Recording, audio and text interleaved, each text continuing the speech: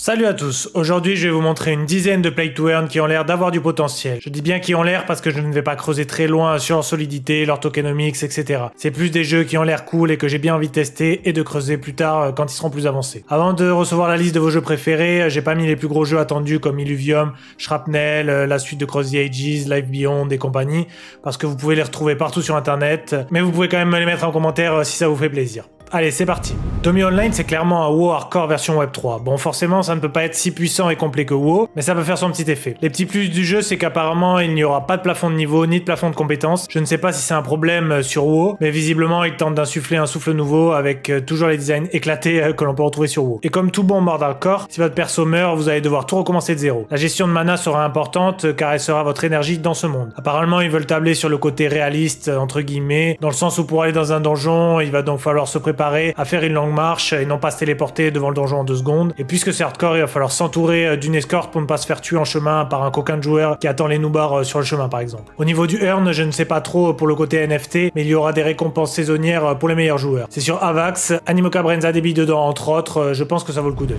Chronoforge, c'est un RPG action multijoueur sur Immutable X. Le jeu sortira Q1 2024 sur l'Epic Game Store. D'après le trailer, tous les personnages, les équipements, les montures, les lands et les véhicules volants seront des NFT. Bien qu'assez classiques, les combats ont l'air dynamiques. Les donjons sont générés de manière procédurale avec des pièges et des ennemis aléatoires. Il y aura un système de craft, de guild. Bon, au final, rien de bien novateur, mais je sais pas, le trailer avec le vol de dragon m'a attrapé, donc je vous en parle. On verra bien ce que ça donne d'ici peu. Explore, craft, survive, c'est le message un peu catchy qu'on peut voir en premier en se connectant sur le site de Providence. C'est un jeu de survie dans l'espace, apparemment free-to-play, dans lequel il va falloir amasser des ressources pour créer sa base et ainsi survivre aux différents mondes hostiles que vous allez pouvoir visiter. Il est possible de customiser sa combinaison en fonction de son gameplay, d'utiliser les petits robots pour réaliser des tâches ou encore d'améliorer sa base pour crafter de meilleurs équipements. C'est PVP et PVE en même temps, alors survivre ne va pas être aussi simple. Sur le papier et sur les visuels, ça a l'air sympa, mais pas mal de jeux se sont brûlés les ailes sur ce genre de jeu, avec bien souvent le problème de monde vide. On espère cette fois-ci qu'ils vont pas faire les mêmes erreurs. Alors, Cornetopia, c'est très étrange comme projet. Il build depuis un petit moment déjà, c'est sous Unreal Engine 5, et j'ai l'impression qu'il part un peu dans tous les sens. Si je comprends bien, c'est un métaverse mélangeant sublime paysage terrien, mais aussi univers futuriste. Dans le jeu, il y aura un système de commerce avec de la gestion de ressources, mais le système de craft me hype pas mal, même si c'est vraiment de l'esclavagisme virtuel. Regardez-moi ça, votre personnage peut réellement visiter des mines et avec sa pioche chercher les bons minéraux en faisant attention aux dangers de la mine. C'est vraiment Minecraft sous Unreal Engine 5. Il y a aussi un système de ferme, donc si c'est de la même qualité, ça peut être cool. On peut voir aussi dans certaines vidéos des courses futuristes assez cool, donc à voir. Mais je vais surveiller l'avancement de ce projet avec attention. Victory Point, c'est un Call of Duty-like. Bon, on commence avec des messages, le FPS le plus compétitif sur la blockchain, ou encore une véritable économie durable. Bon les gars, on reste humble et on fournit du bon contenu. En tout cas, c'est bien Web3 avec des NFT, du stacking, etc.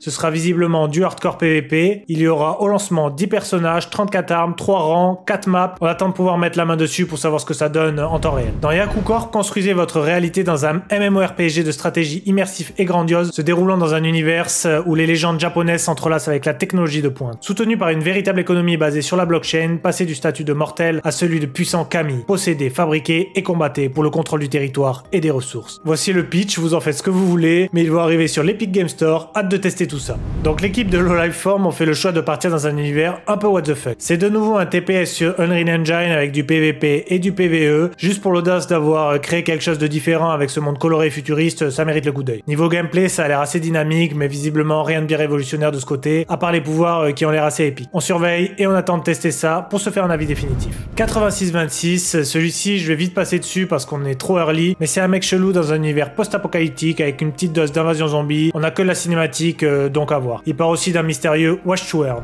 Play Animate, alors sur ce projet, je suis mitigé. Donc d'un côté, j'adore l'aspect kawaii, l'univers coloré, le côté Pokémon-like sous Unreal Engine 5, mais j'ai un petit problème avec sa ressemblance avec Illuvium, autant au niveau des paysages que des monstres. Même l'arène ressemble comme 2 gouttes d'eau à Illuvium, donc à voir s'ils arrivent à se différencier dans le futur, mais le potentiel est là. C'est le studio de jeu Corpo qui bosse dessus, les créateurs de Citizen Conflict, donc ça a l'air d'être assez sérieux. Après, avec tout ça, ils veulent ajouter un aspect Battle Royale, donc vont-ils clouer au poteau Illuvium? Je pense que non et qu'à terme ça sera différent, mais en tout cas, on surveille ça de près. Pour le projet A, on reste dans l'univers des Pokémon-like. Alors là, c'est du combat en temps réel en mode MMORPG avec ces créatures qui combattent, c'est super beau, et cerise sur le gâteau, c'est en coop. Bref, pas besoin d'en dire plus, j'ai hâte de tester ça. C'est l'équipe Battle Bones qui est déjà derrière Evaverse qui se charge du projet. Malheureusement, je n'ai jamais eu l'occasion de tester, donc impossible de savoir la fiabilité du projet. Mais une chose est sûre, je vais surveiller le travail. Allez, jamais 203, on part sur un autre Pokémon Pokémon-like avec Défimon. Cette fois c'est du Pokémon à l'ancienne avec du bon vieux pixel art comme peut le faire Kuro-Robist. Il y aura un mode free-to-play, tout le monde pourra commencer avec un starter commun. Je n'ai pas grand chose à dire sur celui-ci, c'est juste Pokémon avec une intégration de NFT, donc la possibilité de vendre ses créatures. Comme tout bon play-to-earn qui se respecte, il y aura la possibilité de cultiver et de pêcher, mais aussi de décorer son appartement avec des NFT. Night Crows est un MMORPG immergeant les joueurs dans un univers inspiré de l'Europe médiévale du XIIIe siècle. Le jeu repose sur des affrontements PvP de grande envergure. Le développeur évoque des batailles impliquant jusqu'à 1000 joueurs. WeMade, le studio derrière Mir4 et Mir-Air, rachète le studio Mad Engine et dévoile ce sublime jeu. Le jeu est visiblement déjà sorti depuis le mois d'avril et cartonne en Corée. Par contre, le côté blockchain n'est pas encore démarré. Il y aura un système avec du multi-token pour équilibrer convenablement toute l'économie, mais je n'ai pas creusé assez pour vous dire si c'est solide ou non. On n'aime pas trop débarquer sur un jeu alors qu'il y a déjà des mecs qui le farment depuis plusieurs mois, mais en tout cas je vais tester ça parce que c'est vraiment sublime.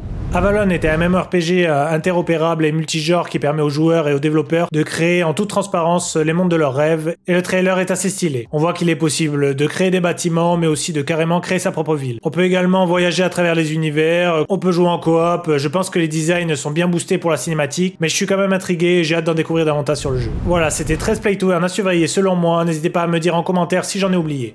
En tout cas, on peut clairement voir que ça se professionnalise du côté du Web3, et j'ai hâte de voir lesquels seront des bangers et lesquels tomberont des abysses. Je reviens bientôt avec un test de rentabilité, n'oubliez pas le petit like, et on se retrouve bientôt pour une prochaine vidéo.